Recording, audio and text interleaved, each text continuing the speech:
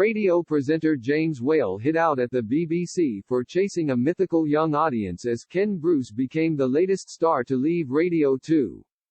James Whale, 71, hit out at the BBC in the wake of Ken Bruce's final Radio 2 show on Friday.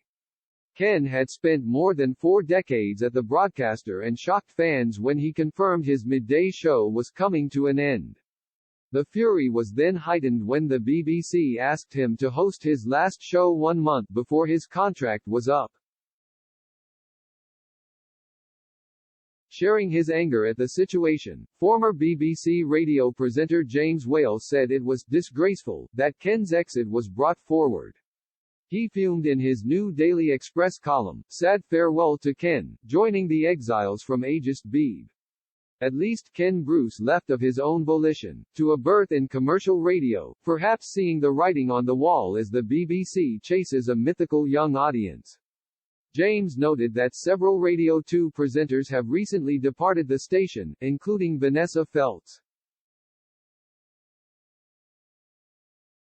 Steve Wright and Paul O'Grady. James concluded, "Ken is a brilliant broadcaster, and there are very few radio stars left like that now. Losing more mature presenters from the BBC makes you wonder what bosses are thinking. Not the same as you and me, for certain." Ken Bruce has now been replaced by Vernon Kay, 48. Ken told BBC News that he wishes the Family Fortunes presenter all the best and wouldn't dare give anyone else tips about broadcasting. Nevertheless, Ken admitted that he was disappointed, and a little surprised, that the BBC had asked him to leave before his contract was up. He told Daily Mail that he wasn't given any real reason that I understood.